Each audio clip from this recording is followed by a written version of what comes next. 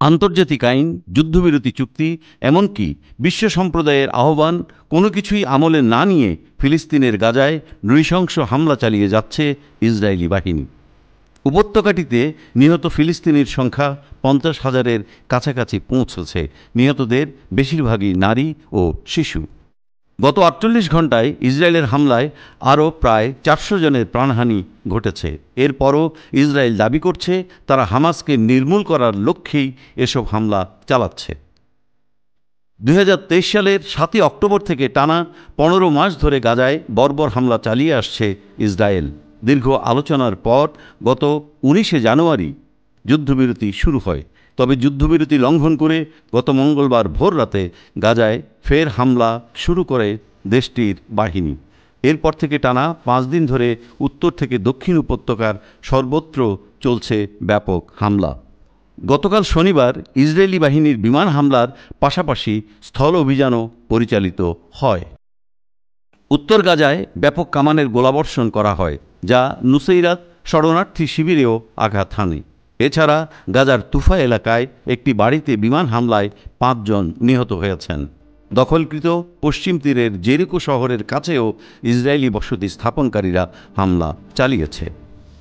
জাতিসংঘের শিশু তহবিল ইউনিসেফ জানিয়েছে, গত 5 দিনে ইসরায়েলের হামলায় 2 শতাধিক শিশু নিহত হয়েছে।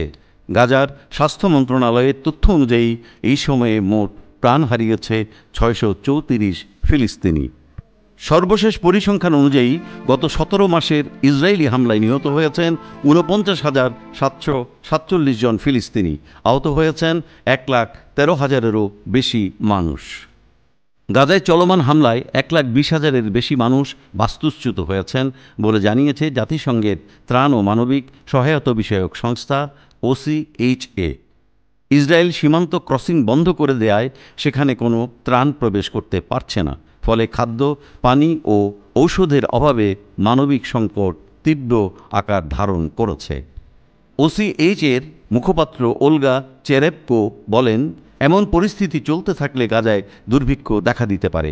আন্তর্জাতিক সম্প্রদায়ের এখনই পদক্ষেপ নেওয়া জরুরি। গাজার এত বিপর্যয়ের মধ্যেও আরও এলাকা দখলের হুমকি দিয়েছে ইসরায়েলের প্রতিরক্ষামন্ত্রী ইসরায়েল কাৎজ। শুক্রবার এক বিবৃতিতে তিনি বলেন, হামাস যদি বাকি জিম্মিদের মুক্তি না দেয় তবে গাজার কিছু অংশ স্থায়ীভাবে দখল করে নেওয়া হবে। তিনি আরও বলেন, সব জিম্মিকে ফিরিয়ে না দেওয়া পর্যন্ত গাজায় ক্রমবর্ধমান তীব্রতার সঙ্গে স্থল অভিযান চলবে। এদিকে লেবাননের সশস্ত্র গোষ্ঠী হিজবুল্লাহর বিভিন্ন স্থাপনায় হামলা চালিয়েছে ইসরায়েল। গতকাল শনিবার ইসরায়েল দাবি করেছে তাদের ভূখণ্ডে হিজবুল্লাহর রকেট হামলার জবাবে তারা দক্ষিণ লেবাননে পাল্টা হামলা চালিয়েছে। হিজবুল্লাহর বিরুদ্ধে সামরিক পদক্ষেপ নিতে ইসরায়েলি বাহিনীকে নির্দেশ দিয়েছেন প্রধানমন্ত্রী বেনিয়ামিন নেতানিয়াহু। ইসরায়েলের হামলায় লেবাননে এক শিশুসহ 2 জন নিহত হয়েছেন বলে জানিয়েছে লেবাননের স্বাস্থ্য মন্ত্রণালয়। যুদ্ধবিরতি লঙ্ঘনের দিন মঙ্গলবারেই ইসরায়েলের হামলায় নিহত হন হামাসের সরকার প্রধান এসাম আদালিস ও অভ্যন্তরীণ নিরাপত্তা প্রধান আবু ওয়াতফা।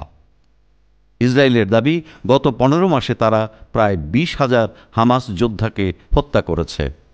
তবে রয়টার্সের এক প্রতিবেদনে বলা হয়েছে, মৃত্যুর আগেও নিয়মিত বৈঠক করেছেন এসাম আদালিস। তিনি সরকার পরিচালনা, কর্মকর্তা নিয়োগ এবং ত্রাণ কার্যক্রম সচল রাখার চেষ্টা চালিয়ে যাচ্ছিলেন। গাজায় চলমান হামলা বন্ধে আন্তর্জাতিক মহলের চাপ বাড়লেও ইসরায়েল এখনও যুদ্ধ চালিয়ে যাচ্ছে। বিশ্লেষকরা বলছেন, বিশ্বের বড় শক্তিগুলো যদি কঠোর অবস্থান না নেয় তবে এই সংঘাত আরও দীর্ঘস্থায়ী হতে পারে। ইতোমধ্যেই ফিলিস্তিনের জনগণের পক্ষে আন্তর্জাতিক বিভিন্ন সংগঠন, মানবাধিকার সংস্থা এবং সাধারণ মানুষ বিক্ষোভ শুরু করেছে। তবে ইসরায়েলের হামলা বন্ধে এখনও কার্যকর পদক্ষেপ নিতে পারেনি জাতিসংঘ বা বিশ্ব শক্তিগুলো। বিশ্বজুড়ে বাড়তে থাকা এই উদ্বেগের মধ্যে প্রশ্ন উঠছে, ফিলিস্তিনিদের প্রতি চলমান এই অন্যায় বন্ধ হবে কবে?